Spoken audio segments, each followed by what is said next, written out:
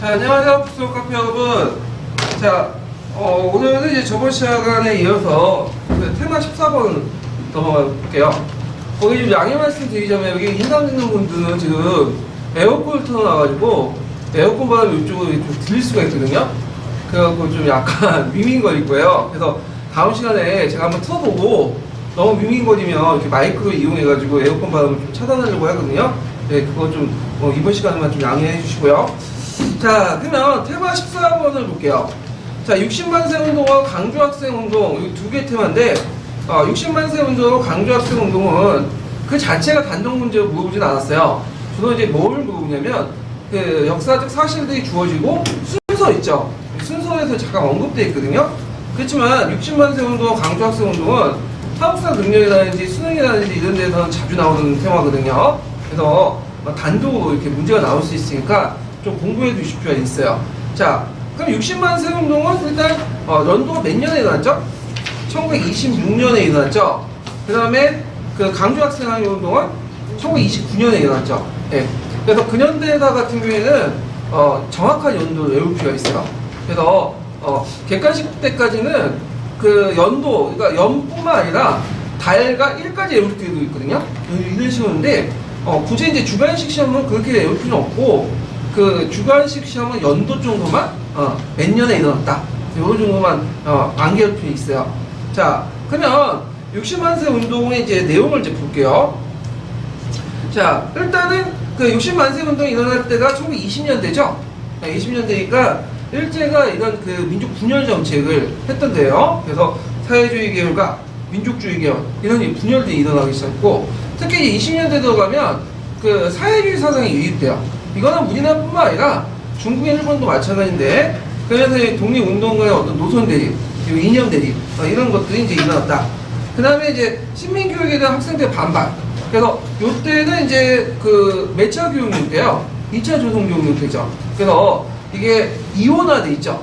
그래서 조선인 학제하고 일본인 학제가 이원화됐던 것에 대한 반발, 그리고 이제 수타에 대한 노동자 농민 저하의식, 이런 것들이 이제 복합적으로 거쳐서 일어났다. 자, 그럼 주도 세력을 좀 볼게요. 자, 처음에는 이 주도를 했던 계층이 어떤 계층이냐면, 그 조선공산당 사회주의 세력들과, 그러니까 이때 조선공산당 2차 조선공산당 계열과, 그 다음에 천도교 계열의 민족주의 세력들이 처음에 심화합쳐갖고 하려고 했는데, 도중에 일제에 의해서 발각이 돼버린 거야. 그래가지고 실제로 이걸 주도했던 그 계층들은 어떤 세력이냐면 학생들이 주도했어요. 학생들이. 그래서 이제 이때 계획 조중에 발각이 됐기 때문에 사회주의 세력들이 큰 타격을 받거든요.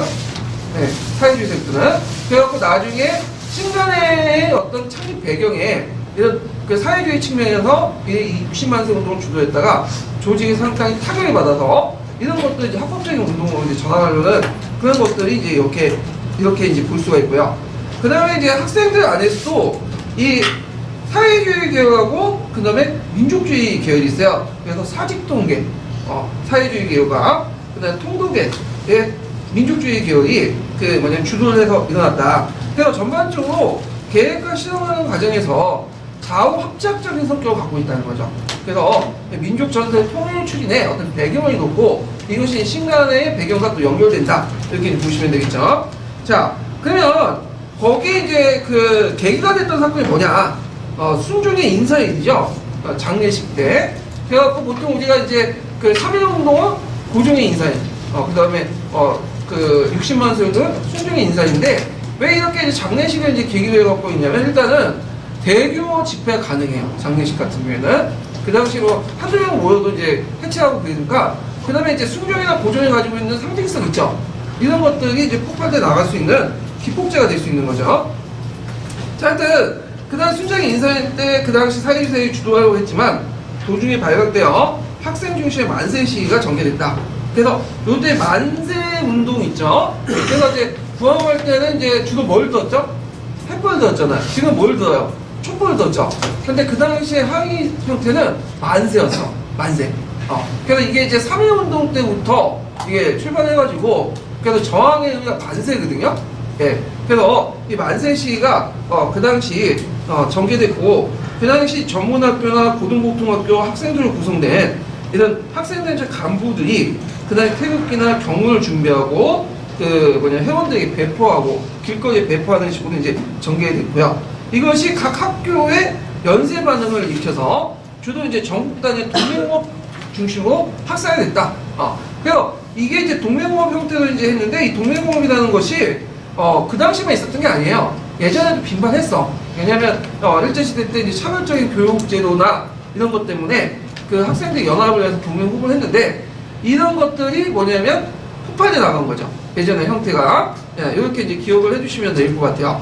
그리고 종전에 뭐 독서회나 비밀약상 결사 중심으로 해서 연결망을 만들어서 전국적으로 조직을 했다. 특히 이제 독서회 같은 경우에는 어떤 것들이냐면, 그 당시 학생들이 뭐 교내에서 합법적으로 모일 수 있는 게 뭐냐면, 책을 읽어서 뭐 모임한다. 그 정도는 될 수 있어요. 근데 이제 독서회에서 이제 주로 뭐 했던 책들이 어떤 책이냐? 주로 지금도 읽으라고 한 책을 안 읽죠. 그래서 주로 금지된 책들. 그 당시 이제 치안 유지법으로 금지됐던 사회주의 계열들, 이런 것들을 주로 읽었던 거죠, 책을. 그래서 이런 걸 통해서 이제 나름대로 의식을 가지고 행동을 했고, 지금 그 당시 학생들은 전문학교, 특히 고등고등학교 같은 경우에는 이제 오늘날 말하면 중고등학교잖아요. 지금 고삐가 되게 무시하는데, 그 당시에는 상당히 엘리트였어요. 지금의. 그래서 이제 그 당시에는 고등고등학교 정도 들어가려면 어느 정도 집안에 돈도 있고, 그 다음에 적어도 10대 1, 20대 1 정도의 경쟁률을 뚫고 들어가야 되거든요. 전 인구의, 학령 인구의 2, 3% 정도밖에 안 되는 상당히 엘리트 계층이었다. 그래서 되게 이제 이 학생들이, 엘리트 되는 학생들이 주로 뭐 60만세 운동이라든지, 그 다음에 이제 강주 학생 항일 운동이라든지, 그 다음에 후에 여러 가지 어떤 운동들을 주도하는 세력들이 되죠. 그래서 나중에 20년대 들어가면 사회주의 세력들이 커질 때 20년대 후반에 30년대 초반 넘어가 버리면, 30년대 넘어가면 그 운동의 주도, 국내 운동의 주도층들은 학생으로 바뀌어요. 학생으로. 자, 그들이 이제 뿌린 내용을 이제 볼게요. 경문의 내용을 보면요. 자, 일제타도의 의지를 밝히고 노동문제의 정치성을 언급했다. 그래서 여기에서 이제 노동문제, 계급문제, 이런 것들을 언급했던 이유가 거기에 누가 참여했기 때문이죠? 사회주의 계열들이 참여했기 때문에, 그죠? 그래서 이제 이런 것들이 이제 있고요. 그래서 이제 그 구호를 보면요. 자, 민족운동 측면에서 보면 이제 대한독립운동과 단계다. 그래서 이제 그때 국내 상황을 보면 민족주의 계열과 사회주의 계열로 분열되어 있었고요. 그럼 여기에서 이제 사회주의 좀, 내용을 좀 더 볼게요. 자, 우리가 보통 그 사회주의면 계급 문제만 관심을 갖고 있는 걸로 알잖아요. 근데 그 당시 사회주의 민족 문제도 관심이 많았고, 민족주의자 등의 상당수가 뭐냐면 사회주의로 이렇게 노선을 전환시킨 사람이 있어요. 그래서 기본적으로 그 사람들은 베이스는 뭐예요? 민족주의자예요. 민족주의자고, 다만 그 민족 해방을 위해서, 독립운동에서 사회주의가 편하니까 선택을 한 거거든요. 이거는 뭐 그 한국뿐만 아니라 모택동도 그렇고 호지민도 그렇고, 이 사람들은 기본적으로 어떤 사람들이죠? 민족주의자야. 그 민족이 그냥 제국자 압력이 있다 보니까 그걸 뚫기 위해서 사회주의를 선택을 한 거야. 그래서 이 사람들은 그 계급도 강조하지만 민족도 강조해요. 그리고 이제 되게 민족을 강조하는 거죠, 계급보다는. 근데 이제 여기에서도 이제 좀 차이가 있는 게 또 뭐냐면, 민족을 강조하는 사람도 있는데, 사회주의장에 일부 소수 세력들은 계급을 강조하는 사람도 있어요. 그래서 이제 전 시간에 제가 한번 사회주의 좌파들의 역사를 쭉 얘기해봤잖아요. 그래서 그 두 개의 계열이 있다고 했죠. 하나는 이동현 중심한 한인사회당 계열, 그래서 이제 사회파 공산당, 그 다음에 이제 또 하나가 이르치크파 공산당이거든요. 근데 이제 사회파 공산당은 주로 이제 민족과 계급 중에 어디를 강조하죠? 민족을 강조해요. 사회주의 안에서도. 근데 이런 데 반해서 이르치크파 공산당은 민족과 계급 중에 계급을 강조해요. 그래서 이르치크파 공산당이 어떤 사람들로 구성되어 있냐면, 주로 한인 2세대, 그러니까 러시아에 가서 기여한 한인 2, 3세대 그 사람들로 구성이 됐거든요. 그러니까 이 사람들은 한국어도 잘 모르고, 그 다음에 민족의식도 좀 얕죠. 그러다 보니까 이제 주로 계급 문제에 관심이 있죠, 민족보다는. 그러다 보니까 이 둘 간의 노선 차이가 심화돼서 결국에는 무슨 사건이 포출됐죠? 자유사건이 포출돼 나간 거죠. 이렇게 연결시켜서 보시면 되고요. 자, 그 다음에 정치의 면 볼 때는 행복한 총국 정치의 지옥부터 벗어나자. 군대 헌병을 청소하자. 그래서 이때 문화 정치를 포방했지만 여전히 군사력을 바탕으로 식민 지배를 하고 있었던 걸 알 수 있고, 이 경제적인 것은 이제 제일 많은데 동양척식 주식회사 철폐하고 이민제도, 이것도 동양척식 주식회사 연결돼 있죠. 그래서 땅을 이제 해소해갖고 나눠주는 과정에서 일본 이민들이 많이 왔고, 일제 납세를 거부하고 공자의 직공을 촉구하고 하고 지주에게 소장을 바치자. 자, 이런 사실을 통해서 그 다음에 토지 조사 사업과 상리 증식 결과 농민의 토지 약탈 이런 것들이 많았다는 거. 노동자의 열악한 노동 환경이라든지 장시간 노동, 저임금 이런 것들이 이런 농민 노동운동의 활성화를 이뤘고, 이런 것들이 이제 부각해 나갔다. 특히 이제 3.1운동 이후에는 종전의 엘리트 위주의 어떤 운동 방식에서 몰려가죠. 민중 중심, 노동자 농민 중심으로 운동이 전환됐죠. 전환됐는데 이런 것들이 반영이 됐다. 자, 그다음 문화면에는 언론, 출판, 질패의 자유를 이제 인정하고요. 조선인 교육은 조선인 본위로, 그리고 보통학교 용어는 조선어. 왜냐면 그 당시 일본어가 공통이었죠, 강리학교는. 그래서 이제 문화통치 시기에 그 당시 신문 발행이나 이런 것들을 확대했지만, 이런 것들이 우리 민족의 어떤 권리를 보장하기보다는 그 일제 식민 지배에 순종하는 한국 신문의 양성을 하려고 했다. 이런 의미를 볼 수가 있죠. 자, 그러면 60만 세 운동의 의의를 볼게요. 일단 학생 중심 운동이 독립운동의 어떤 그 중심으로 부각이 된 거예요. 이거는 3.1운동 때 볼 수가 있죠. 3.1운동 원래 처음에는 누가 주도를 했어요? 33인의 민족 대표들이 주도를 했잖아요. 근데 실제로 이들은 실행을 안 했어. 예전에 말한 것처럼 태안에 모여가지고 그 3.1운동 그 기미 독립선언만 안포하고 경찰에, 일본 경찰에 전화해가지고 자진 투진을 했잖아요. 그래서 실제로 3.1운동 실행했던 사람들이 누구예요? 학생들이죠. 그러니까 이제 이 학생들의 어떤 위상이 높아질 수밖에 없고, 이것들이 60만 세 운동을 통해서 다시 독립된 어떤 주체로서의 위상이 제고됐다. 그래서 독립운동의 중심으로서 이제 위치되기 시작했다. 이런 것들을 이제 볼 수가 있고요. 그 다음에 이제 60만 세 운동은 이제 또 하나의 특징이 뭐냐면 민족주의자, 사회주의자들이 연합했었다는 거예요. 그래서 초창기 계획 단계, 그러니까 청년이나 서민 단계 단체들이 주도할 때나 실행할 때도 학생 조직안에서도 사회주의, 민족주의 계열이 합쳐서 같이 했다. 자, 그리고 요 과정에서 이제 신간의 창사에 영향을 줬다. 이런 것들이 이제 좀 보시면 될 것 같아요. 그래서 이때 이제 천도 구파 세력들과 그 다음에 조선노동당을 중심한 사회주의 세력들의 어떤 연합정업 이런 것들이 상당히 신간의 형성에 큰 영향을 줬다는 걸 좀 기억을 해두시면 될 것 같아요. 그리고 여기는 없지만 좀 더 추가하자면 한국 민중의 어떤 민족해방의 의지를 풀어냈고, 3.1운동이 이후에도 만세운동 형태의 전국적인 시위였다라는 것들이 있고요. 그 다음에 절대 독립을 목표한 만세운동, 그래서 일본의 식민지 권력에 대항하는 어떤 타협적 민족운동을 거부하는 그런 운동이었다. 이런 것도 몇 개 더 추가하시면 될 것 같아요. 그래서 제가 여기 적어놓긴 했는데, 그 의의나 그 다음에 이제 배경이나 내용 같은 경우에도 여기 교재 없는 내용이 많아요. 그래서 다 실어낼 수 없기 때문에 제가 실어놓지 못하는데, 다 살펴보기는 어렵고, 솔직히 수많은 개론서나 내용까지 다 볼 필요는 없잖아요. 그러니까 이제 여러분 보는 기본서하고 교과서 위주에 있는 내용들 있죠. 이걸 좀 더 조사해가지고 이렇게 첨부해 주시는 것도 좋을 것 같아요. 네. 자, 그 다음에 뒤에 넘어가서 이제 뭘 보냐면 강조학생운동 운동을 보죠. 자, 강조학생운동은 1929년에 일어났고요. 그 운동의 배경을 보면 이제 학생들 한일열사 조직, 그래서 이제 식민의 차별의 교육에 대한 불만, 독서의 활동 같은 거 있죠. 그래서 이런 그 학예 조직들은 그 당시 이제 그런 학생들의 결사 조직들은 독서의 중심으로 형성이 됐고, 아까 얘기한 1920년대 널리 학생이 됐고, 이것이 60만 세 운동이나 강조 학생운동의 어떤 기반 조직이 됐다. 이렇게 이제 보시면 되겠죠. 자, 그 다음에 이제 동맹호업이 빈발했다는 거. 그래서 20년대 보면 동맹호업이 되게 많았어요. 그래서 이제 그 동맹호업의 내용을 이제 보면 전반적까지, 그러니까 20년대 초반까지는 부르주아들이 주도를 했고, 배의 정서에 기반을 갖고 이제 주도를 했고, 1920년대 후반에는 사회주의 영향을 받아갖고 이제 계급투쟁, 반제국주의 투쟁들을 벌치게 되는데, 주도인 학내 문제 해결과 일본인 교원들의 배척 요구. 왜냐하면 일본인 교원들이 이제 와서 차별적인 발언이나 이런 것들이 있었거든요. 그런 것들이 이제 뭐냐면 민족해방운동의 성격이 강화되면서 어떤 그 반식민지 교육을 민족의 항쟁수단으로 삼았다.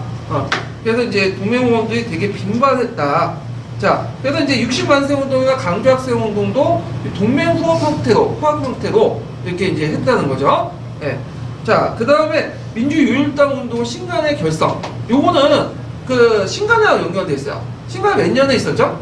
1927년에 있었죠. 이건 몇 년에 있었어요? 1929년에 있었죠. 그러니까 앞에 있었던 60만세 운동은 그 신간회 간섭 영향을 줬지만 관련이 없는 운동이고, 그리고 이거는 신간회와 관련이 있는 거죠. 그래서 나중에 신간회가 이 강주학생 운동이 일어나니까 뭘 파견했어요? 진상조사단을 파견했잖아요. 요거와 연결시켜서 좀 보시면 될 것 같아요. 그럼 발달이 뭐냐? 자, 이거는 이제 여러분들 알다시피 일본 남학생들의 한국 여학생 신원 사건이죠. 그래갖고 이제 1929년 10월 30일 날, 그다음에 오 강주를 떠나는 통학 열차에서 나중에 도착했을 때, 근데 이제 그 당시 그 강주 중학교 3학년이었던 후쿠다 쇼주라는 사람이, 일본인 학생이 강주 여자 고등학교에 있는 3학년 박기용을 이제 신용한 거야. 그러니까 이걸 보고 박기용 사촌 동생 박준채가 제시를 했고, 일본 학생이 듣지 않으니까 결국에는 조선과 일본 사기 학생들이 패싸움이 일어난 거죠. 예. 그러니까 오늘날 패싸움하고 좀 약간 질이 달라요. 애들 요즘에도 패싸움 좀 하는데, 그 당시에는 어떤 민족적 분노에 따라서 한 거고, 지금 한 건 일진들이 그냥 하는 거고, 예. 자, 그래갖고 이 패싸움이 여기서 끝난 게 아니라, 어디까지, 다음날까지 이어졌어요. 그래서, 그때 이제 강주에 있는 중학교 일본 학생들과, 그 다음에 강주에 있는 고등고등학교 조선인 간에, 그 강주 부근에서 그 패싸움이 일어나고, 그래서 이 패싸움을 그 당시에 이제 뭐냐면, 강주일보에서 이제 보도를 냈는데, 그 내용이 뭐냐면, 그 일본 학생들 편을 드는 거야. 그러니까 열받아갖고 이제 학생들이 몰려들어갖고 그 윤정계에 모델을 부리고 그렇게 했거든요. 자, 그래갖고 이제 이렇게 출발을 했고, 이것이 명치정일. 그러니까 명치정일이라는 게 뭐냐면 메이진 유신, 메이진 청왕의 탄생이죠. 지금도 이제 뭐냐면 그 김일성 태안전이 있는 것처럼 그 당시에도 그 일본에서는 청왕의 어떤 탄생이 있었어요. 그래서 메이지 청왕의 어떤 탄생인데, 신사참배이 일본 국가 재창 거부, 그리고 여기에서 또 한 번 일어났고요. 그러니까 이제 강주일보 본사 사건은 이제 그 뒤에 일어났고, 그 중간에 이제 얘기를 한 거예요. 그래서 이제 이 운동이 강주에서만 끝난 게 아니라 호남 전역으로 확대돼요. 그리고 이제 여기에서 이제 신간의 지구와 청년단체 이런 것들이 또 지원을 해주고, 이러면서 이제 전국적으로 또 확대 나가죠. 자, 그래서 이 주장은 그 60만세 운동하고 비슷비슷해요. 식민지 교육철폐, 그다음에 일제타도, 그다음 민족해방. 그래서 검속된 학생을 탈환해라. 교내 학생 자치권을 옹호하고, 일제의 어떤 식민지 그 교육을 철폐라. 일체의 전국 동맹의 어떤 파괴로서 모든 요구를 관철해라. 일본 제국주의 타도하라. 그래서 이제 예전에 한번 요 내용이 나오고 이게 60만세 운동이 강주학생 운동인지 한번 물어본 적 있어요. 답은 지금 명시되어 있기 때문에 60만세 운동이나 강주학생 둘 중에 하나인데 객관식 문제였거든요. 답이 명시되어 있고. 근데 그건 지금도 저는 정확히 모르겠어요. 왜냐하면 60만세 운동하고 강주학생 운동이 그게 그 구호 자체가 특별한 차이가 없거든요. 네. 그래서 이제 식민지 교육 철폐나 뭐 이런 것들이 나오면 별 차이가 없기 때문에 그런 건데, 자, 하여튼 운동의 학생 아까 제가 얘기한 것처럼 강주에 시작해서 목포, 나주, 그 다음에 전국적으로 확산됐고, 전국적으로 규모도 발전시킬 수 있었던 것은 종전에 독서의 중앙고문화, 성제 같은 그 강주 지역의 비밀 열사들이 조직들이 뒷받침해주기 때문이다. 그래서 이제 있고, 그 다음에 이제 이런 뒷받침을 받아서 만주나 일본 학생들이 또 동조를 해주고, 서울에 영향을 주고, 일반 국민도 참여를 해줬다. 그래서 전국적인 운동을 이제 일어났다는 거죠. 그래서 신간회가 이제 강주학생 운동을 이제 후원을 해줬죠. 그래서 강주학생 진상조사단을 파견했어요. 허연이나 김병로나 한상구나 이 사람들이 와가지고 했는데, 이게 이제 예전에 기출문제 나왔던 게 뭐냐면, 이 진상조사단을 파견하고 그것을 이제 서울에 와서 민중대회를 열려고 했거든요. 열기를 이제 서울로 확산시키려고. 근데 일본 경찰이 사전에 포착을 한 거죠. 그래서 대규모 뭐냐면 민중대회 열기 전에 대규모 검거가 있나요. 그때 이제 허영 같은 그 강경파 지도부들이 어떻게 돼요? 다 잡혀 들어가죠. 그리고 이제 김병로가 원공파 지도부가 이제 구성이 되면서 일제 타협적이고 소극적인 자세를 보이기 시작하니까 어떻게 돼요? 이제는 그 신간에 대해서도 분열이 일어난 거야. 사회주의에 대해서 반발이 많고. 그리고 이런 것들. 김병모는 예전에 설명했죠? 변호사 출신이죠. 이 사람이 변호사인데 이 사람도 뭐 항일운동을 했긴 했어요. 근데 변호사다 보니까 그 저항의 강도가 좀 약할 수밖에 없고 그런 거죠. 예. 누구의 손자, 누가 손자죠? 김병모의 손자가 김종인. 예. 아시죠? 예. 서로 연결돼 있잖아요. 이렇게 딱 이미지가. 예. 자, 그래서 이렇게 이제 보시면 되고, 5위를 보죠. 자, 일본 제국주의 식민통치에 타결을 가하고, 국내 각계 각층의 독립운동을 고양을 시켰고요. 그 다음에, 식민노예 교육협회와 조선일보의 교육제를 확립해서 민족교육을 반시켰고, 그리고 전국적인 학생 민중운동과 애국적인 민족운동 투쟁을 단체가 연대가 강화돼서, 신간의 조사단 파견 등 민족 투쟁으로 전환됐다는 거. 그 다음에 3.1운동의 최대 민족운동이었다. 그러니까 3.1운동 이외의 전국적인 운동은 뭐였죠? 60만 세 운동이었고, 그 다음에 3.1운동 이외의 최대 민족운동은 뭐죠? 강주학생 운동. 네. 그래서 이제 그 당시 그 전라도 지역이 그 3.1운동이 일어날 때 약간 이제 주춤했거든요. 다른 지역보다는. 근데 60만 세 운동으로 이제 호남 지역을 중심해서 전반적인 저항 운동이 일어났다. 그것은 이제 뭐 때문에 그 밑바닥에는 전라도가 곡창지대 때문에 뭐죠? 경제 수탈이 많죠. 그래서 불만이 이제 표출돼 나갈 수밖에 없었던 거죠. 그래서 요 그 강주 학생 항의 운동은 오늘날 학생의 날에 그 기원이 되는 거죠. 11월 3일에. 그래서 11월 3일 날 이제 학생의 날 때 이제 뭐냐면 그 와가지고 그 애들한테 뭐 여러 가지 행사 주고 그런 건데, 자 이게 강주 학생 운동은 좀 중요한 날이에요. 자, 그러면 관련된 내용 형성평가 문제 좀 풀어볼게요. 자, 150페이지 펴보세요. 150페이지.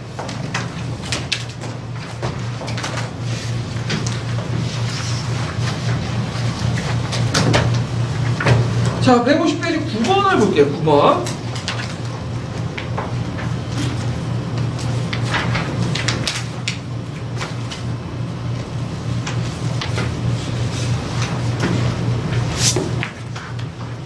자, 다음 운동이 확산될 수 있었던 배경을 서술해보고, 자, 이 운동이 일어나고 나서 신간의 중앙본부의 대응 두 가지를 말해보시오.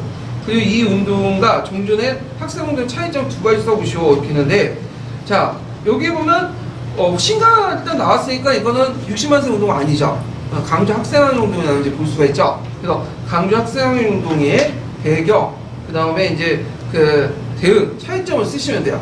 배경 같은 경우에는 이제 초점을 맞출 곳이 뭐냐면 그 당시 실제 어떤 시민 차별교육 이런 것들에 초점을 맞춰가지고 쓰시면 되겠죠. 그래서 조선인의 교육력을 하나님이 너무 수용하기에는 학교 수가 너무 부족하다. 고등학교 증석이 없었고 조선인의 사립학교 설립과 운영 역시 일제 억압을 받고 있었다는 거. 네. 그래서 이런 것도 있고 그 당시 교육력 상당히 강했어요. 지금도 그렇지만 그 당시에도 입시 문제가 되게 사회 문제가 됐었고 그 입시 문제를 해결하기 위해서 총독부가 여러 가지 대책을 이제 내세웠거든요. 그 어떤 대책까지 있었냐면 민성 교육 강화하고 그 다음에 그 시험보다도 본시험 있죠. 그거보다는 내신을 강화시키고 학교장 추천서를 쓰게 하고 교장 추천서. 그 다음에 이제 심지어는 아예 그냥 시험 보지 말고 내신을 해라. 그래서 일본어만 보게 하라. 이런 것들. 자, 이런 것들은 지금도 뭐냐면 많이 듣던 소리죠. 그리고 그 당시에도 입시에 떨어진 사람 자살한 사람도 많았어. 네. 그래서 그 입시 문제가 그 최근에 있었던 게 아니라 이미 오래전부터 있었던 거예요. 네. 일제 시대 때부터. 그런데 이제 문제는 고등고등학교나 뭐 전문학교, 뭐 대학교 나와도 그 당시에는 일자리가 없어요. 지금도 그렇지만 그 이대 일자리에 비해서 너무 많은 사람들이 배출하다 보니까 이런 것도 사회 문제가 이제 일어났다는 거. 자, 하여튼 있고. 자, 그 다음에 여기 보면 이제 일단 그거요. 제가 말을 잘못했네. 그런 것도 배경에 속할 수 있고요. 또 다른 말은 뭐냐면 이제 그 독서의 중앙공부 있죠. 독서의 중앙공부. 네, 9번에 여기는 더 아까처럼 청강고고 독서의 조직망을 통해서 확대시켰다. 이런 것도 이제 보시면 되고요. 그다음 대응 같은 게 보면 진상조사단을 파견하고 시위를 전국적인 대중운동을 확산시키는 목적으로 민중대회 개최으나 일제 탐험 부산되었다. 차이점은 기존의 동맹후교라는 투쟁 방식을 벗어나 가두시를 전개했다는 거. 그 다음에 이제 특정 지역이 넘어서 전국적인 차원에 넘어갔다는 거. 그래서 동맹후교 형태이지만 이제 안에서만 하는 게 아니라 밖에 나와서 가두시를 했다. 이런 것들이 이제 특징이다라는 걸 좀 기억을 해주시면 될 것 같아요. 자, 그래서 금성교관 한번 관련된 부분을 보고 넘어갈게요. 자, 금성교관서 26페이지 펴보세요. 금성교관 322페이지.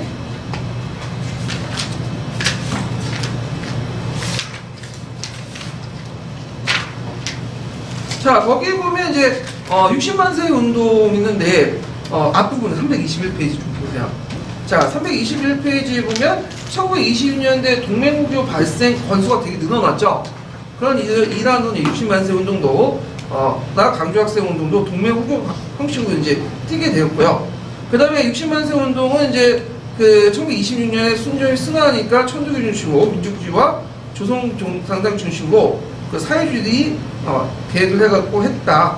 그렇지만 이제 그 과정에서 사회주의 세력들이 강력히 탄압을 받았다. 이런 것도 있고, 그 다음에 이제 밑에 60만세 운동 계기로 해서 결과죠. 독서회가 조직되고 성진회 같은 학생운동의 지도하는 비밀결사가 조직이 만들어지고, 이 성진회는 그 아까 얘기했던 강주학생운동의 어떤 중심 기구가 됐던 기구죠. 그리고 신민 동맹후교를 전개해서 갈급의식과 민족의식을 고약시켰다. 그래서 이제 이런 내용들이 쭉 있어요. 그래서 그때 동맹후교 방식으로서 한원 고고와 고고의 동맹후교가 그 당시에 대표 사례다. 이런 내용이 있고요. 그 다음에 직접 넘어가서 강주학생운동 있죠. 그래서 민족차별과 신민주의 교육에 주장하는 대규모 시위가 그 전남 강주에서 일어났고요. 그래서 이 진상조사단 파견했고, 그 다음에 그 밑에 보면 이제 그 마지막에 의의가 있어요. 강주학생운동에. 그래서 강주학생운동은 사회운동 이외 최대 민족운동이었다. 그리고 기존의 동맹후교단 투쟁을 벗어나 가두시기를 전개했던 점이나 특정 지역을 넘어 전국적인 차원의 전개돼서 이전의 그 학생운동과 구별된다. 그래서 요 의의와 차이점 요것도 한번 정리해가지고 필기해 주시는 것도 좋을 것 같아요. 요 운동. 자, 그러면 강주학생 항해운동만 읽고 넘어갈게요. 강주학생운동. 자, 어떻게 읽을까요? 읽어보실래요? 근데 제가 322쪽이 없어요. 아, 그래요? 그러면 예. 강주학생 항해운동은 1929년 10월에 포항 열차에서 발생한 조선 학생과의 성적적인 충돌에 대해 기차 일본 행정을 직결되었다. 11월 3일에는 민족차별 철폐와 식민지 도입 반대를 주장하는 대규모의 시위가 전남 경주에 시작되었다. 광주 지역의 국들 중앙정부가 지도를 구성하고 국가의 조직명 종해 지도적 학생들을 동원하면서 시위가 확산되었다. 소의 중앙공부는 전남기와가 사회 부지로 연락을 취하였고, 순간에 중앙공부와 조선학생 사회과학연구회, 조선학생 정의공부진흥원인 진상조사를 파견하였다. 12월 9일에는 경성대학 학생연합 시위가 전개되었고, 이 순간에 중앙공부는 시위를 전국적으로 대성운동 확산시킬 목적으로 민족대회를 개최하여 하였으나 일제 탄압으로 대응을 못하였다. 예. 자, 그래서 이제 있고, 그 다음에 이제 다음 문제 좀 풀어볼게요. 자, 156페이지 펴보세요. 156페이지. 자, 156페이지 26번 볼까요? 자, 여기 이제 다음 시기 그 사건의 그 구체적인 내용을 두 주인의 서술해보고, 이 사건 신간에 미친 영향을 말해보시오. 그 신간의 지방지휘 활동 내용을 보시오. 근데 신간에와 관련된 거야. 그렇지만 이거는 뭐와 연결되냐면, 강주학생 항해운동의 진상조사단 있죠? 이 파견하는 과정에서 민중대회 개최했다가 신간의 간부에 회원이 대거 구속이 됐고, 이것 때문에 나중에 이제 지도가 바뀌어서 신간의 해체 배경이 됐다. 이런 내용들로 답을 구성을 하시면 될 것 같아요. 그 다음에 161페이지 볼게요. 자, 161페이지 몇 번 보시면 44번. 자, 44번 문제 보면, 자, 다음 운동이 일어난 계기를 말해보고 이 운동의 의미를 두 가지 쓰시오. 그래서 조선은 조선이다. 학교의 용어를 조선으로. 동양척식 주식회다. 소작권 이동. 그 다음에 일본인 지주 소장을 주지 말자. 여기에서 학교 문제 외에도, 교육 문제 외에도 경제적 문제가 많이 들어가 있잖아요. 이건 강조학생 운동이 아니라 뭐죠? 60만세 운동이야. 왜냐 60만세 운동에 누가 많이 참여했어요? 사회주의 계열이 이렇게 참가됐죠. 그거 이제 연관시켜서 보시면 될 것 같아요. 자, 그래서 요 답을 이제 쓰면 계기가 됐던 건 1926년에 순종이 세상을 떠나니까 이걸 이용해서 이제 조선공산당 천도교세들이 대규모 만세 시위를 계획했죠. 그래서 의미 당시 자치운동을 주장했던 탈원전 민족주의 세력이 독립만 세력에 대해 독립만이 민주의 요구임을 분명히 보여줬다.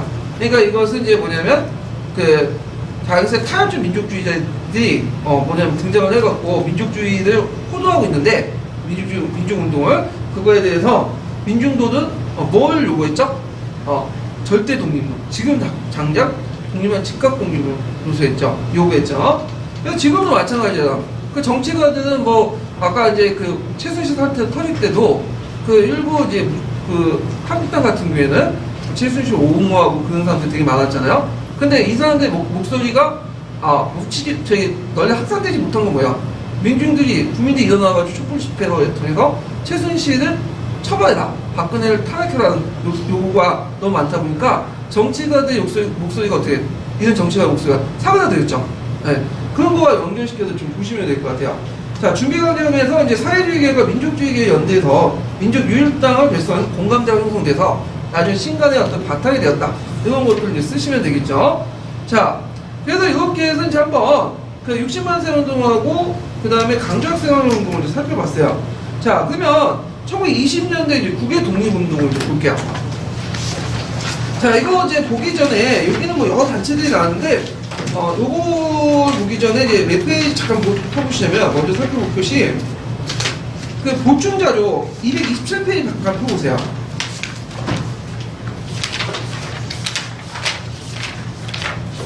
이게 수많은 단체들이 모이고 또 흩어지고 막 그러거든요.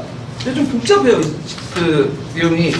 그래갖고 이제 일단은 제가 흐름들을 이제 만들었어요. 그래서 20년대에서 30년대까지의 흐름과 그 다음에 30년대 중반인가? 30년대 중반부터 해서 40년대까지 간내 독립운동 해가지고 이렇게 했는데 보시면 알겠지만 글씨가 엉망이죠, 제가.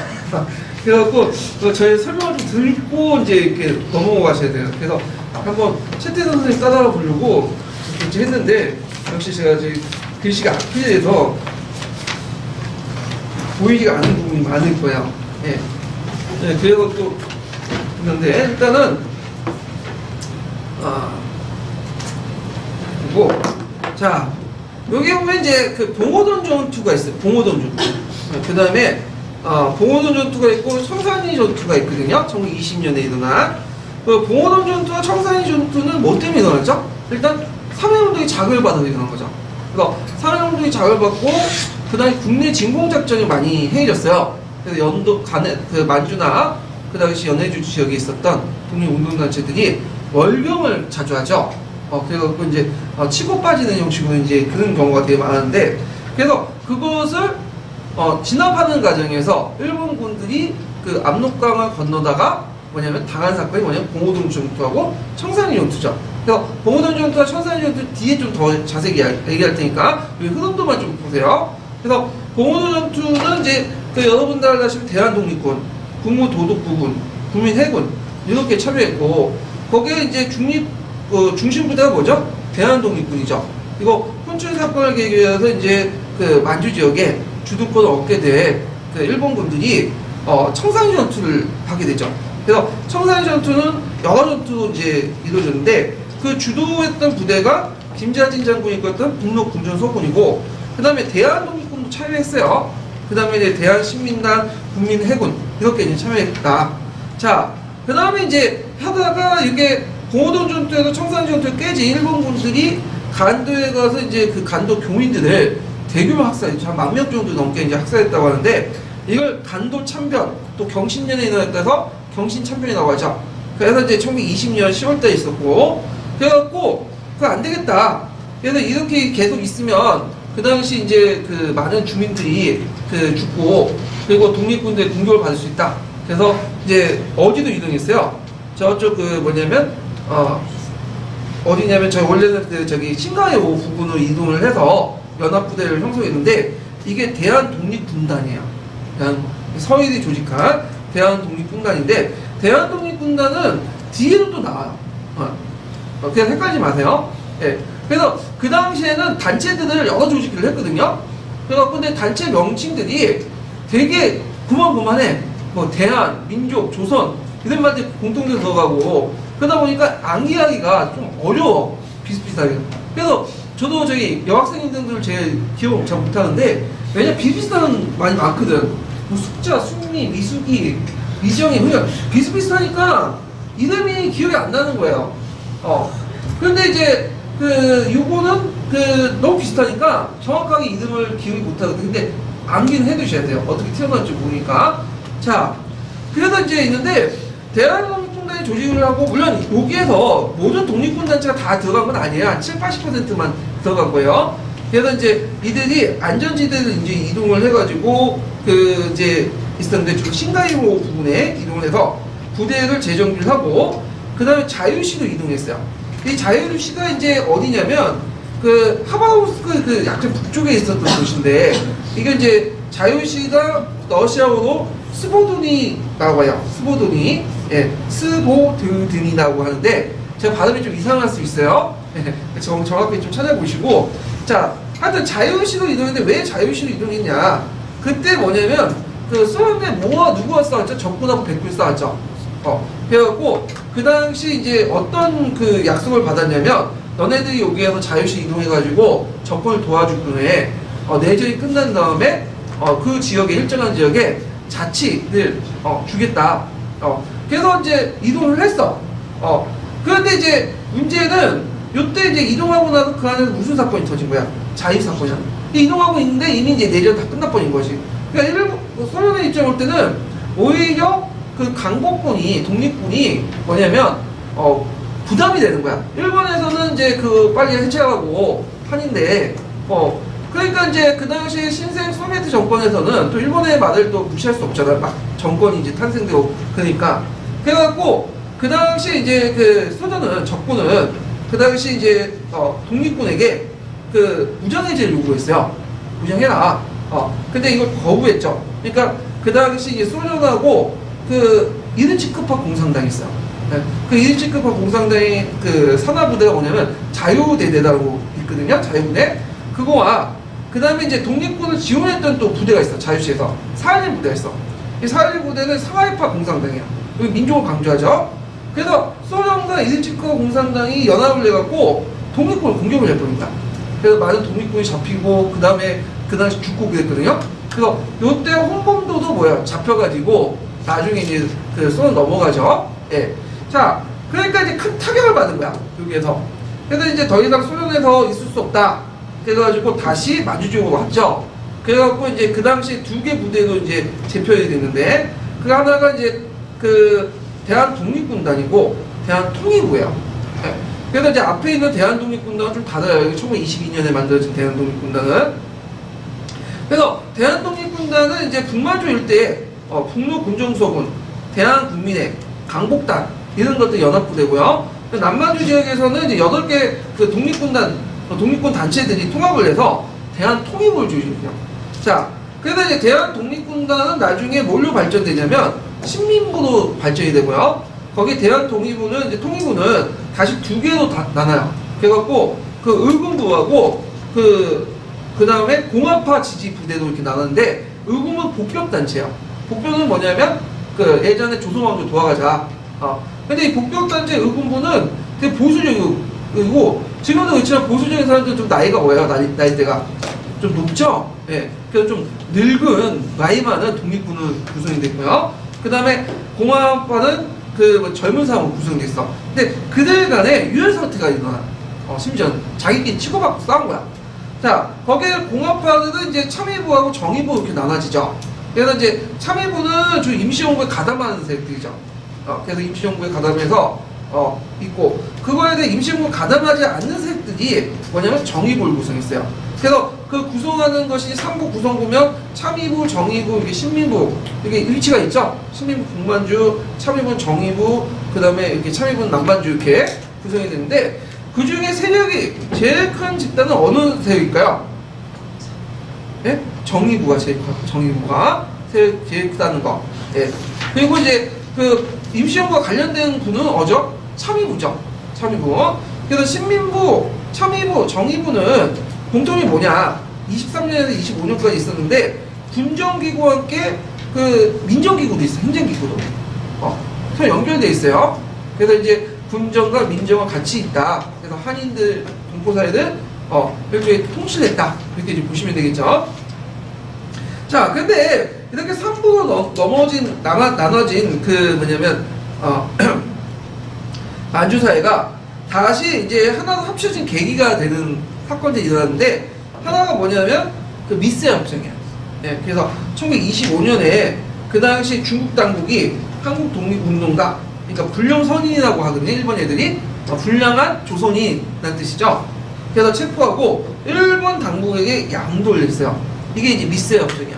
그럼 그 미세 협정의 이제 주체는 누구냐면 그 경무국장 우진하고 조선통독부 경무국장 미스아가 있거든. 경무국장은 치안을 담당한 사람인데 그 당시에 중국은 누굴 의미하는 거죠?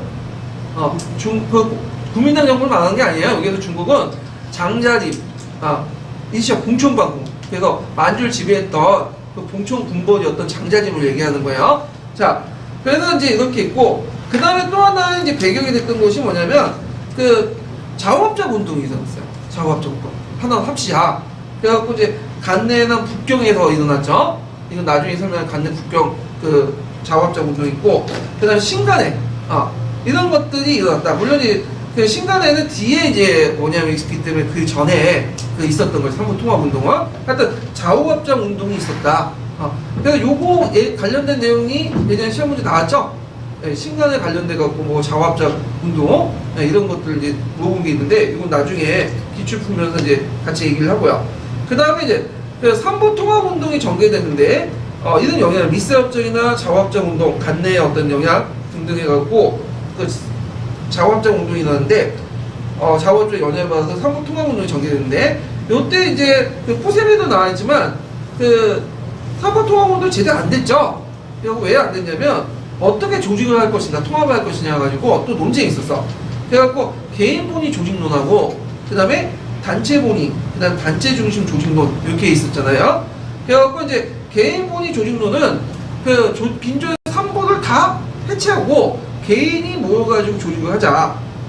그래서 이제 신민의 군정부에서 주도를 했고, 그 다음에 단체본위 조직론과 단체 중심 조직론은 기존의 단체를 그냥 인정하는 과정에서 그냥 단체를 중심으로 해갖고 결합을 하자. 그런 논의거든요. 그래서 정의부.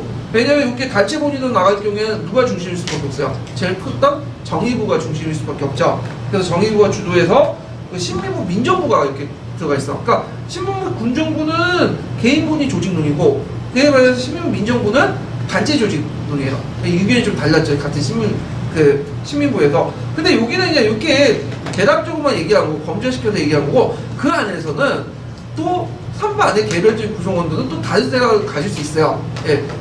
그렇지만 하여튼 이렇게 전체적으로 얘기를 한 거고요. 그래서 해청 모여해가지고 그 당시 전민족 유일당 촉성회를 조직하죠. 개인본위 조직론은. 그래서 거기에 이제 신민부 군정부가 주도해서 정의부와 참의부가 거기 가담했던 일부 인사들이 이제 해 들어갔고, 그 다음에 단체본위 조직론이나 단체 중심 조직론은 전민족 유일당 조직협의회를 구성해요. 그래서 여기 뭐가 틀리죠? 협의회와 촉성회가 틀리죠. 외워두세요, 이거는. 자, 저도 헷갈리는데 여러분들 외워야 돼요, 정확하게. 그래서 이제 정의부가 주도해갖고 그 다음에 참의부와 신민부 일부세도 있고 포함되는 그런 형태죠. 그래갖고 이제 전민족 유일당 촉성회는 북만주지역 연결되죠. 혁신위에. 그 다음에 한족연합회도 연결되고, 그 다음 한족연합회가 정치단체로서 뭐가 되는 거야? 한국 독립당이 되고, 그 다음에 그 밑에 군사단체로서 한국 독립군이 돼요. 독립군. 그리고 한국 독립군을 그 이끌었던 사람이 그 유명한 누구죠? 일본 군사학교 출신이었던 군사 지정천이죠. 지정천. 네. 그래서 요게 있고요. 그 다음에 이제 여기 또 보면 전민도 유일당 조직협의회는 나중에 국민부로 바뀌어요. 이름이 남반주 지역에. 그리고 국민부가 다시 그 정치 조직으로서 뭐가 되는 거야? 조선혁명당이 되는 거고, 그 다음에 그 군사 조직으로서는 조선혁명군이 되는 거죠. 조선혁명군을 이끌었던 사람이 누구죠? 양세봉이 나타났어요. 양세봉. 네.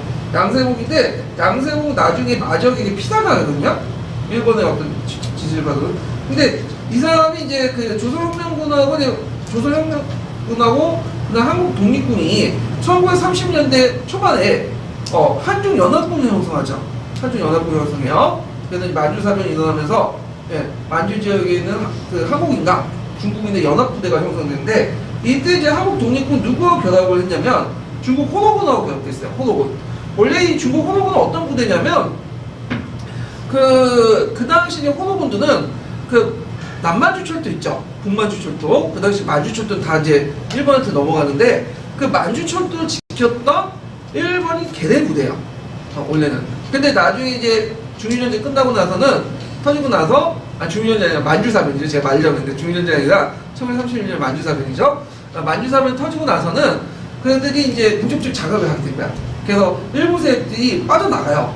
그래가지고 그 한국 독립군하고 중국 호노군이 연합을 해서 쌍성고 전투, 사도해자 전투, 동경성 전투, 그다음 대전 자영 전투에 승리하게 되죠. 그래서 그 전투들의 위치들 그 지도에서 좀 확인해 보세요. 예전에 그 11년 기출문제 바다와 관련돼서 한번 나왔거든요. 예, 바다 유물지하고 같이 나왔어요. 그래서 좀 보시고요. 그렇지만 중국 호노군 자체가 그 피가 어디 가겠어? 그 바른정당의 그 일부 세력들은 그 피는 어디 갈 수가 없기 때문에 나중에 이제 또 그 안에서 또 내분이 일어나요. 그래서 이제 뭐냐면 군사 그 타치문 있죠? 군수품 타치문 가지고 싸워가지고 무장기지를 그 중국 호노군에게. 자, 하여튼 이렇게 이제 하게 되고요. 그 다음에 조선혁명군을 좀 보세요. 조선혁명군은 누구와 결합했냐면 중국 위용군하고 결합했어요. 위용군은 뭐냐면 위용군은 그 한번 많이 들어봤어요. 1950년대에 그 6.25 전쟁이 일어나니까 이제 나중에 중국군이 개입됐잖아요. 그러니까 중국군이 그 개입할 때 중국군을 공식적으로 들어가서는 안 되니까 무슨 명칭을 붙였죠? 의용군을 붙였죠. 네, 의용군 뭐냐면 이건 중국의 정식 부대가 아니라 시민들이 자발적으로 뜻을 가지고 만든 부대다. 이런 건데 실제로 이제 중국 공산당 군대인데 이제 그런 식으로 갖다 붙인 거예요. 의용군은 뭐냐면 말 그대로 자발적으로 시민들이 모여가지고 만든 군대야. 그래서 그 안에는 여러 출신들이 있어요. 뭐 민족주의자도 있고 마족 출신도 있고 다양한 세력도 있고. 근데 의용군의 주요 부대는 뭐냐면 만주 지역에 있었던 사회주의 세력들이 많거든요. 예. 그래서 의용군이 전체는 아니지만 사회주의 세력들이 상당히 많았다. 이것들이 이제 조선영군이 나중에 사회주의화되는 그런 배경이 되는데, 그래서 그 조선영군과 결합을 해가지고 그 영릉가 전투, 홍경선 전투, 신계영 전투, 통화연 전투 같은 걸로 승리하게 되죠. 그리고 이 전투들도 좀 약간 위치를 파악을 해줄 필요가 있고요. 그러다가 이제 그 아까 얘기한 것처럼 그 조선영군에 이끌었던 양세봉이 피살당하잖아요. 그래서 양세봉이 죽은 후에 이들이 이제 뭐냐면 그 조선혁명군 정부로 바뀌어요. 조선혁명군. 그러니까 그 조선혁명군 자체가. 그러면서 그들이 이제 자주 어울렸던 사람이 누구죠? 조선혁명군 중에 사회주의자가 많았죠. 그러면서 이제 이들의 색깔이 민족주의에서 뭘로 바뀌어요? 사회주의 변신을 하게 된다. 그러면서 나중에 1930년 중후반에 동북항일연군 있죠. 그래갖고 이제 항해를 목표로 해서 민족의 이념을 그 초월해서 만든 부대가 있잖아요. 사회주의자들 주류와 그 동북항일연군이나 강복회에 통합이 됐고요. 그래갖고 그 이 부대는 처음에 민족주의를 출발했지만 그 밑에 자녀 세력들은 뭘로 바뀌었다? 사회주의 세력으로 바뀌었다. 이렇게 이제 보시면 되는데, 예전에 그 최태 선생님이 그 세이봉 해가지고 양세봉, 김두봉, 그 다음에 또 누구죠? 김원봉, 김두봉이 아니 김두봉이 있고 김원봉, 네, 3명이 있어요. 그래서 이 사람들이 사회주의자다 이렇게 얘기를 하는데 세이봉이라고 같이 했는데 그 중에 하나가 양세봉이에요. 근데 양세봉은 사회주의자 아니야. 이 사람은 민족주의자고 사회주의를 별로 안 좋아했어. 그래서 서울부하고 대립했던 사람이거든요. 그리고 이제 그 김원봉도 엄밀히 사회주의자 아니죠. 이 사람은 뭐죠? 무정부주의자죠. 김두봉만이 이제 뭐냐면 사회주의자인데, 그래갖고 이제 양세봉이 이제 그 사회주의자 약간 오인을 받을 수 있는 이유가 뭐냐면, 양세봉이 예전에 김일성이 어릴 때 있죠. 김일성 어릴 때 그 가족들 좀 도와줬어요. 그래서 김일성 집안하고 좀 약간 집안 좀 친해. 그것뿐이야. 그래서 나중에 양세봉이 죽을 때 이제 김일성이 이제 북한에 정권을 할 때 양세봉들 제 일가 친척도 데리고 와서 뭐냐면 예전에 자기 도와줬으니까 은혜를 또 갚고 양세봉이 어디 있냐면 그 모지가 실제 모지인지 모르겠는데 가모다도 그 민족혁명 열사들이 있거든요. 네. 그래서 약간 친분감은 있지만 양세봉 자체는 사회주의자 아니야 이 사람은. 그게 알 수 있는 게 1962년에 건국 훈장을 받았어요. 건국 훈장을. 1962년에 누가 집권하고 있었죠? 반공을 내었던 박정희가 집권했던 시기인데 이 사람이 사회주의자라고 평가받았으면 절대 주지 못했던 거죠. 참고로 이제 그 우리나라 사회주의자로서 최초로 그 뭐냐 독립운동 훈장을 받았던 사람이 누구냐면 그 여운형이 있어요. 여운형이 이 사람 사회주의자죠. 그래서 큰 역할을 했는데도 불구하고 사회주의라고 사회주의자라고 찍혀가지고 완전히 뭐예요? 독립훈장도 못 받고 그런 사람인데 이 사람이 2005년인가 2006년에 받았거든요. 네, 그 사람이 그러니까 반공을 내세웠던 뭐 이승만이나 그 박정희 시대 때는 이 사람이 사회주의자 운동만 했어도 그 못 받았어. 그 시대야. 그러니까 양세봉이 사회주의를 이렇게 묶어갖고 설명할 문제가 있다는 거죠. 네. 자, 그 다음에 그럼 지금까지는 조선혁명군하고 그 다음에 이제 한국 독립군을 대해서 설명했고 그리고 그거에 대한 그 정치 조직 있죠. 한국 독립당하고 그 다음에 조선혁명당을 이제 좀 볼게요. 자, 여기에 보면 한국 독립당은 그 당시 이제 1930년대 중반 들어가면 이제 뭐냐면 그 장개석이 밑으로 내려오라고요. 간내 지역으로. 그래서 하나 합치자. 지원을 해주겠다. 그래서 이제 한국 독립당이 이제 뭐냐면 간내로 내려와요. 그래갖고 그 당시 이제 그 간내에 있었던 한국혁명당하고 합당을 해. 이게 이제 신한 독립당이죠. 신한 독립당이 이제 민족혁명당, 김원봉이 이끌었던 민족혁명당하고 이제 그 해서 그 통합을 해서 해체돼 나가요. 요거는.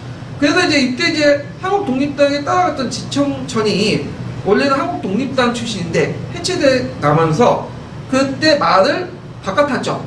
당제가 바뀌면서 어디로 넘어갔냐면 조선혁명당으로 넘어가요. 지청청이. 그래갖고 조선혁명당을 보면 자 조선혁명당은 이제 다시 이제 이들도 중국 간내로 들어와가지고 아까 민족혁명당에 통합이 됐다가 이 당시 김원봉이 너무 독탁을 하니까 그 당시 이제 아까 독립때 나가죠. 독립때 나가잖아요. 그래서 이 재건 조선혁명당가 누가 이끌어요? 지청천이 이끌죠. 네, 원래 지청천은 한국 독립당 그 산하부대에 있는 한국 독립군 출신이었는데 이런 식으로 이제 조선혁명당은 다시 나중에 부활이 돼요. 이 부분은 나중에 뒤에 좀 얘기를 할게요. 자, 그래서 이제 1920년대부터 30년대까지 그 만주 지역, 연해주 지역에 활동했던 부대의 어떤 계보도를 이제 쭉 얘기를 했어요. 또 계보도를 이제 머릿속에 깔고 이제 보시면 될 것 같아요. 자, 그러면 다시 이제 앞에 내용을 들어갈게요.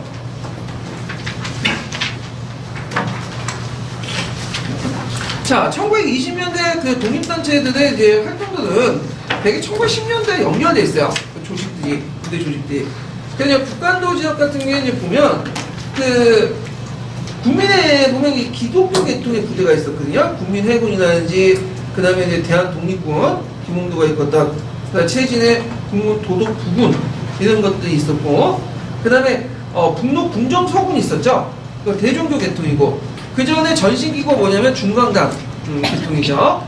그러니까 북로 궁정서군은 아까 얘기한 것처럼 나중에 어디에 들어가요? 임시정부 밑에 들어가잖아요. 그래서 이름이 북로 궁정서군으로 이름이 바뀌게 된 거예요. 자, 그 다음에 이제 있고 그 다음에 예전에 그 서간도를 볼게요. 서간도 남만주죠. 그래서 남만주 지역에는 선어군전서군이 있어. 이 선어군전서군도 예전에 경학사, 국민당, 한족회 그것이 나중에 군정기구까지 합쳐가지고 선어군전서군이 됐는데 이건 대한민국 임시정부에 들어가면서 이름이 바뀐 거죠. 산하부대로. 근데 주의할 건 선어군전서군하고 분노군전서군은 대한민국 임시정부의 직할부대는 아니에요. 직할부대는 아니고 산하부대야. 그냥 반개. 명칭만 뭐 대한민국 임시정부 밑에 있지만 실제 독립된 활동을 했던 부대들이죠. 자, 그래서 이제 요 선어군전서군은 이제 그 한족회를 바탕으로 해서 임시정부 협력회가 이제 개칭이 됐고 신흥무관학교 출신들이 많아요. 독립군 부대에 양성했던 신흥무관학교 이제 사람들이 되게 많았다. 그래갖고 국내 진공작전을 펼쳤다. 그래서 예전에 한번 문제가 나왔던 게 뭐냐면 지청천 있죠? 지청천이 그 청산리 전투에 참여했냐 마냐 그걸 물어봤더라고요. 참여했을까 안 했을까요? 참여 안 했어요. 네, 기총청은 참여하지 않았고 다만 그 밑에 있었던 기총청 밑에 있었던 그 제자들 있죠. 그 사람들이 많이 참여했던 거야. 그러니까 예전에 시험 문제 나왔어. 그것이. 그 다음에 이제 대한독립단이 있죠. 이 대한독립단도 좀 이름 정도는 외워두세요. 이게 왜 그러냐면 예전에 기출한 문제 나왔던 부분인데 복병단체죠. 유생들이 주도했던 단체들이야. 그래서 유생들이 복병운동을 해갖고 조직했던 단체였다. 그리고 이제 있다가 나중에 1920년대 들어와서 뭐냐면 공화단체로 넘어갔던 단체야. 이거는 처음에는 복병단체였다가 공화단체로 넘어가고 강복군 총영으로 개편된 부대다. 그렇지만 이제 대한독립단 자체는 뭐죠? 복병단체였다. 그래서 예전 1912년대 그 운동 흐름 있죠? 복병들하고 그 다음에 공화주의 흐름 볼 때 복병단체 문제로서 오답으로 나왔던 것이 대한독립단이에요. 한번 물어볼 수가 있어. 어렵게 나올 때. 그러니까 이 단체 좀 기억을 해주시면 되고, 그 연해주 같은 경우에는 활성단, 경비단, 신민단, 자유대대, 사리부대 이런 부대인데 아까 이제 자유부대는 오화국이 이끌었던 사람인데 어떤 파의 부대에 속하죠? 일치크파 공산당 부대고, 사리부대는 어떤 부대죠? 이건 상하이파 공산당 부대들이죠. 이렇게 이제 연결시켜서 보시면 되고, 자, 그 다음에 이제 봉오동 전투를 보죠. 봉오동 전투는 3.1운동 이후에 국내 진공작전들이 이제 많으면서 독립군들이 이제 그 접경지역 있죠. 함경북도나 함경남도, 그 다음에 평안북도 이 지역에서 이제 여러 진입전을 하게 되거든요. 그러니까 일본 측 기록에 의하면 총 1,700개 정도 있었다고 해요. 그 과정에서 이뤄진 것이 이제 봉오동 전투다. 자, 봉오동 전투는 그 배경을 보면요. 그 당시 이제 만주의 독립군들이 한반도 북부에 일본군의 간청을 습격해. 일본군 간청을 습격했는데 그 과정에서 무슨 전투가 일어나냐면 삼두자 전투가 일어나요. 삼두자 전투. 그래서 이제 삼두자 전투는 그냥 그 당시 통상적으로 했던 소규모 국내 진입작전 하나인데 그 당시 20년 6월 4일날 삼두자에 출발해서 두만강을 건너서 황병 경찰 소대를 격파하고 난이정으로 다시 귀환을 했는데, 자, 일제가 이 전투의 패배에 복수하게, 자, 한개 중대하고 황병 경찰 중대를 100만 개를 넘게 해서 싸우게 하죠. 그러다가 이제 독립군을 장복했다가 이들 공격을 산만시켜요. 그러니까 이 보복 차원에서 또 무슨 전투가 일어난 거야? 봉오동 전투가 일어난 거죠. 자, 그 다음 두 번째로는 일본군들이 독립군 근거지에 소탕하기 위해서 작전이 전개됐다. 그래갖고 그들은 월경 추격대대를 편성해서 두만강을 건너 독립군 기진 봉오동을 공격했죠. 이때 월경 추격대대는 왜 월경이에요? 월강이죠? 두만강이나 압록강을 넘었기 때문이죠. 이 부대는 어떤 부대냐면 우리가 생각하는 강동군이 아니에요. 어떤 부대죠? 조선군이야. 그러니까 조선에 주도하는 조선군이 독립군부터 계속 피해를 받으니까 뭐죠? 조선군에서 출병을 한 거야. 그래가지고 이제 봉오동을 공격을 했다. 그래서 이제 이때 그 봉오동 전투가 일어났는데 여러분들 알다시피 대한 독립군을 주도로 해가지고 그 당시 이제 국무도독부군, 국민해군이 통합해서 봉오동에서 일본군을 격파를 했죠. 그래서 그 당시 이제 많은 일본군들이 죽었다. 한 300명인가 400명 정도 죽은 걸로 돼 있어요. 자, 그래서 그 결과 일본은 한국 강동 연해주 지역에 동원해서 이제 간도 지방 독립군을 공격을 하려고 이제 계획을 세우게 되죠. 근데 문제는 간도 지역에 주도권이 없는 거야, 일본 애들이.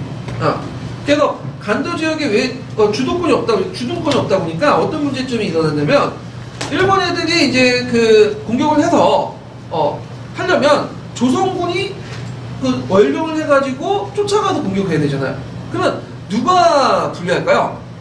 일본군이 불리하죠. 왜냐면 장거리를 쫓아가지고 공격을 하다 보니까 보급도 확보해야 되고 기동성도 떨어지고 또 심신이 지칠 거 아니야. 그러면 어디에서 공격하는 거가 있어요? 간도 안에서 주도권을 주둔한 다음에 어느 정도 역량을 가지고 뭐죠? 독립군을 공격하는 게 있죠. 근데 그 당시에는 그 간도 안에 주둔할 수 있는 명분이 없는 거예요. 주둔권이. 그러다 보니까 무슨 사건을 이제 주도했냐면, 그러니까 주도했는 게 조작을 한 거죠. 네. 조작을 해서 혼춘 사건을 조작했어. 혼춘 사건. 네. 혼춘 사건은 어떤 거냐 하면, 자, 그 당시 이제 중국이 일본 진입을 거부하니까 출병 구실로 해서 조작을 했는데, 그 다음 혼춘 지역에 그 뭐냐면 영사관이 있었어요. 영사관과 일본 거주민도 있었는데, 그걸 이제 중국이 마적대에 돈을 주고, 자국의 영사관과 거주민을 공격하도록 시킨 거야. 그래서 이제 물론 다 죽이고 오진 않았겠죠. 한두 명 죽이고 와갖고 이제 일어났는데 이걸 부풀린 거죠. 조작한 건데. 그래서 우리 자국민들을 보호하기 위해서 뭐요? 거기 출병을 해야 되겠다. 거기 주둔해야 되겠다. 그러니까 이제 그 당시 그 장자리 정권을 압력을 주니까 어쩔 수 없이 그럼 좋다 하면서 주둔권을 얻게 된 거죠. 네. 그래서 지금 일본 애들이 침략을 할 때 항상 내세웠던 게 뭐냐면 자국민 보호거든.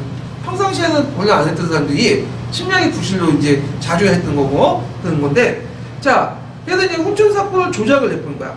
그래서 이제 독립군들이 이제 일본군이 간도 지역에 주둔한다고 하니까 안 되겠다 이러고 이제 다른 지역을 이동하는 과정에서 무슨 사건이 터진 거죠? 청산리 전투가 터진 거죠. 그래서 이제 청산리 전투를 이제 주도했던 부대는 김자진 장군이 이끌었던 북로 군정 서군이 있고요. 그 다음에 대한독립군, 대한신민단, 국민해군 이런 부대도 있는데, 이들은 이제 일단은 그 백두산 일대로 이동을 했는데, 이 이동하는 과정에서 6차례 전투가 있었어.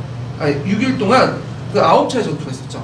9차례. 그리고 백운병 전투, 왕릉원 전투, 청송병 전투, 어담촌 전투 등등 해갖고 9번의 전투가 있었는데, 그때 그 일본군들이 한개 여단 정도 동원했어요. 한개 여단이면 지금 오늘 나온 3,000명인가 4,000명 정도 병력을 동원했는데, 몇 명이 죽었냐면 1,200명에서 2,000명? 이게 기록마다 좀 다른데, 예, 그리고 이에 반해 독립군들은 한 2~3명 정도? 이렇게 죽은. 이건 아주 대패죠, 일본군들이. 그래서 일본군들 대표할 수 있었던 게 뭐냐면 지형지물을 잘 이용했죠. 여기에는 맨날 놓았던 사람이기 때문에 어디 가면 어떻게 공격하면 좀 효율적이다 이런 것도 알 수 있었고, 그 다음에 보급도가 확보될 수 있었어요. 왜냐하면 교민들이 많이 도와줬잖아요. 그리고 결정적으로 우리가 승리할 수 있었던 건 뭐냐면 무기가 우리가 더 좋아. 그래서 동학농민 운동할 때는 무기가 우리가 후져가지고 우리가 대량 학살당했잖아요. 근데 거꾸로 이번에는 일본군들이 대량 학살당한 거야. 무기가 좋기 때문에. 왜 무기가 좋을 수밖에 없냐면 그 당시 이제 그 소련이 내전 상태였잖아요.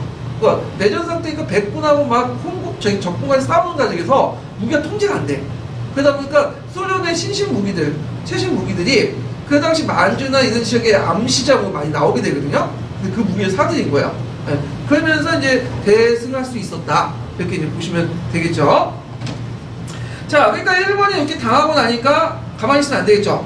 그래서 대규모 이제 보복을 하게 돼요. 그래서 간도에 있는 세계사들을 동원해갖고 한인동포들을 죽이게 되는데, 뭐 기록에 따라서 10,000명 주전이, 30,000명 주전이 이렇게 되게 많아요. 하여튼, 그래갖고 안 되겠다. 한인동포들 피해를 막고, 그 독립운동 세력의 역량을 보존하기 위해서 그 당시 신카이오 부근 쪽으로 해서 이동하죠. 안전지대로. 안전지대 이동한 다음에 러시아로 건너가잖아요. 자, 그래서 이제 여기 독립군 이동간의 자유시 사건을 이제 좀 볼게요. 자, 이동 배경은 안전지대 이동, 부대 재정비, 그 다음에 한인동포의 학살 반지, 그리고 그 당시 이제 장제인 정부의 어떤 중국적 해산 요구, 그래갖고 대한 독립군단이 서해 조직해서 편성하고, 이들이 이제 뭐죠? 소련령이었던 스보도도니에게 이동해요. 그래서 하바rov스크 약간 북쪽에 있는 중국하고 소련의 국경 도시인데, 자, 이 자유시로 이동을 하게 되죠. 근데 이제 자유시로 이동하는 과정에서 이제 뭘 기대한 거죠? 러시아한테 우리가 적군을 도와주면 적군이 나중에 그 지역에 일종의 자치구역을 이제 뭐냐면 기대하고 건너간 거야. 근데 이때 이미 이제 그 소련이 점점 적세권이 점점 이기게 된 거죠. 그러니까 이제 소비에트 입장에서는 이게 좀 부담스러운 거야. 그래갖고 해체를 요구를 했고, 그 과정에서 이제 일어난 것이 자유사변이다. 그래서 그 표에 보시면 아까 설명한 것처럼 상하이파 공산당과 독립군, 그 다음에 이르치크파 공산당과 소련이 서로 영향을 했다가 그 무장 해제 당하는 과정에서 이제 뭐냐면 거의 많은 사람들이 죽고 저항도 제대로 못했어요. 그래갖고 이제 거의 그때 많은 사람들이 끌려갔죠. 그 대표적인 사람이 좀 홍콩도 같은 사람인데, 홍콩도가 이제 끌려가서 이제 처음에는 어디 있었어? 저쪽 연해주에 있다가 스탈린 통치 시기 때 어디로 갔죠? 강제 어디로 갔어요? 중앙아시아로 넘어갔죠. 그래서 거기에서 이제 있는데 거기에서 그 뭐 하고 있었냐면 극장에 움직이를 하고 있었어요. 굉장히.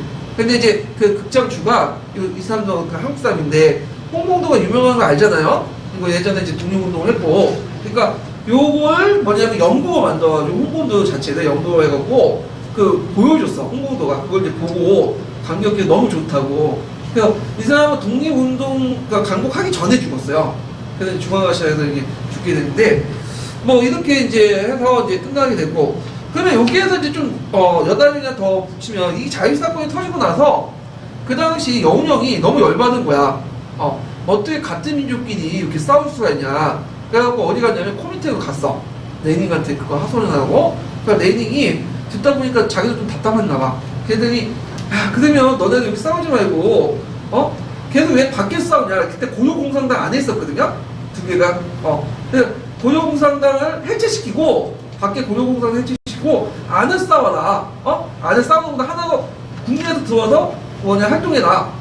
그래서 원래 일당 일국주의 입각에서 고려공산당 안에 상하이 공산당, 이스파 공산당이 같이 있었잖아요. 근데 내분이 가니까 이제 레닌이 이제 뭐냐면 무슨 명령을 내냐면 일당 일국인데 내국주의를 내세요. 그래서 이 고려공산당 해체되고 나면서 나중에 안에서 이제 1925년에 뭐가 된 거죠? 조선공산당이 있습니다. 이해가게 이렇게 그러니까 관련성 이렇게 이해하시고요. 근데 그 안에서 밖에서 싸웠던 그 밖에서 쓰는 그 바가지가 안에서 또 어떻게 세겠죠. 그러니까 자기들이 또 분당을 만나서 또 싸운 거야. 거기다 이제 해외에 두는 거공산당파가 서울에 있는 서울파 공산당이 또 그 다음에 또 일본에 건너온 또 그 파들이 싸우고 가장 내분이 되게 심했다. 이런 것들 좀 기억을 해두시면 될 것 같아요. 자, 그러면 관련된 내용들 형사평가 문제 잠깐 풀어보고 이제 넘어갈게요. 163페이지 보세요.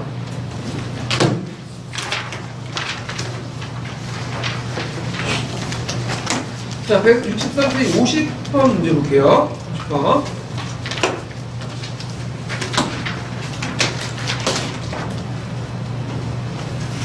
자, 가사권을 명칭을 써보고 일본의 가사권을 조작한 이유를 말해보시오. 그 당시 독립군들이 국내 진공작전을 전개했던 배경을 써보시오. 일본군은 무슨 사건을 조작했죠? 훈춘 사건을 조작했죠? 그래서 훈춘 사건을 조작한 이유는 뭐예요? 거주민 보호를 구실로 토벌들 만주지에 투입하기 위해서. 그러니까 그 간도 지역의 주둔권을 얻게 한 거야. 주둔권을 얻게 해서. 그래서 전개 배경은 그 당시 왜 진공작전이 많았냐? 사령도 계기로 각 지역의 독립군들이 압록강과 두만강을 넘어서 국내 진공을 목적한 독립전쟁을 시작했기 때문에 이렇게 쓰시면 되고요. 자, 그 다음에 164페이지 펴보세요. 자, 그 51번 문제를 볼게요. 자, 이것도 단체 명칭을 써야 되는데, 자, 독립군 부대는 청산리 부근에서 일본군과의 일정을 계획했다. 전투에 유의한 배운평, 왕릉고, 원원초 이때 이게 청산리 전투 관련된 건데, 그때 이제 싸웠던 부대들은 대표적인 게 군노 군정 서군과 대한독립군 등을 쓰시면 되고, 그 당시에 한인동포를 대규모 사냥 이후, 자, 청산리 대첩을 전후한 시기에 독립군 지지 기반을 무너뜨리기 위해서 간도에 살고 있는 한인들의 마을을 불탔다. 그래서 왜 그냐면 독립군을 지지했던 사람들이 누구예요? 동포세력이잖아요. 거기에서 이제 군자금도 나오고 인력도 나오고 등등 하니까 이제 그 기반을 없애고자 했던 거죠. 자, 그 다음에 이제 52번 문제 볼게요. 자, 가단체 명칭 써보고 가단체가 조직한 이유를 두 가지 말해보시오. 그 다음에 밑줄친 부분과 관련된 구체적인 내용을 세 줄이 내로 서술해 보시오. 서술시 부대 명칭 경기 했는데, 가는 약소민족의 민족운동을 지원할 때 러시아 적군의 약속을 믿고 장기 항쟁을 위해 러시아 이동했다. 요때 서해이 조직했던 뭐죠? 대한독립군단 이렇게 쓰시면 되고, 조직 이유 여기에서 이제 그 가를 조직한 이유는 첫 번째는 청산리 대첩 후에 만주 지역의 각 독립군의 대규모 일본과 맞선 통합부대의 필요성. 일본의 만주 진출해서 한인 사회가 크게 당하니까 그걸 이제 고조해서 밀산은 신카이오 부근에 있는 한옥동 얘기하는 거예요. 밀산부 거기에 이동하여 직결했다 이렇게 보시면 되고요. 자, 그 다음에 그 지휘권 둘러싼 그 분쟁 내용, 이건 뭐와 관련된 거예요? 자유시 사건이죠. 자유시 사건들 쓰시면 돼요. 내용들 적어서. 자, 그 다음에 53번 볼게요. 자, 53번은 이제 아까 이제 얘기한 것처럼 이렇게 자유시 사건을 계기해서 다시 도왔죠. 그러니까 해처 모여해갖고 3부가 형성되어 있잖아요. 참의부, 정의부, 신민부. 그래서 그와 관련된 건데, 자, 가와 다의 독립군 단체 명칭을 각각 써보고 이들 단체의 공통적으로 가지고 있는 성격을 두 주인에 쓰시오 이렇게 있는데, 간도참변과 자유시참변으로 흩어진 독립군은 지속적인 항해투쟁을 위해 통합을 추진했고, 상하이 임시정부 밑에 있는 부대가 뭐죠? 참의부, 정확하게 말하면 육군 주만 참의부예요. 임시정부가 연결되어 있는 부대고요. 그 다음에 이에 대해서 그 상하이 임시정부에 들어가 있지 않는 공화파 계열 있죠. 그 사람들이 정의부예요. 그래서 정의부 입장을 달리 했던 세력은 국민대표의 성격을 거두지 못하자, 참의부 입장을 달리했던 세력들은, 참의부와 입장을 달리했던 세력들은 국민대표의 성과를 거두지 못하자 김동상이 조직한 단체가 뭐냐면 정의부죠. 정의부. 그 다음에 북만주 지역에서는 자유시참변으로 돌아온 독립군 중심으로 했던 것이 신민부예요. 북노공정소군을 중심해서. 그러니까 세 개 부대 이렇게 보시면 될 것 같아요. 그래서 참의부는 임시정부와 관련돼 있고, 그 다음에 정의부는 임시정부가 탈퇴한, 그러니까 임시정부 통합을 반대하는 세력들이 조직한 건데 제일 큰 세력이고, 그 다음 북만주에 있었던 세력들은 어떤 세력들이다? 신민부인데 이들은 그 자유사건의 피해자들이 이제 구성된 북노공정소군을 중심으로 해서 조직된 부대들이다 이렇게 보시면 되는데, 자, 요거 비상교과서를 한번 찾아서 한번 읽어볼게요. 비상교과서 311페이지 보세요.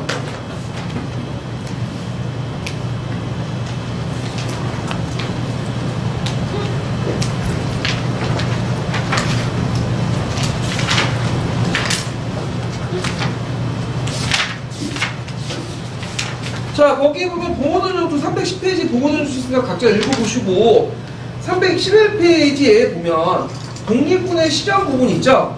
예.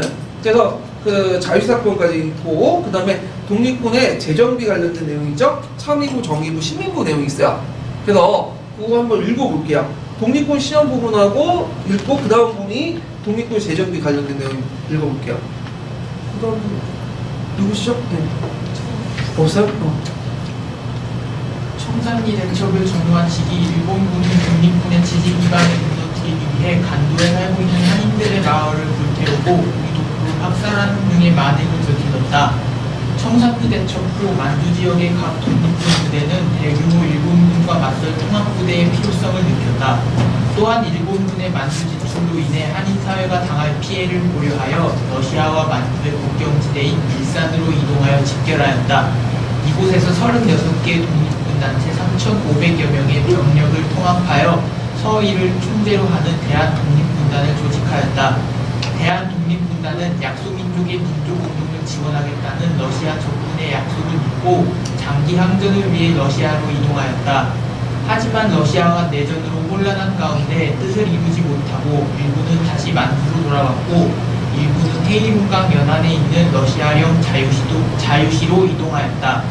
자유시로 이동한 독립군은 여러 세력의 통합 과정에서 지휘권을 둘러싼 분쟁이 벌어졌고, 러시아 적군에 의해 무장 해제를 당하는 가운데 수백 명의 독립군이 희생되었다.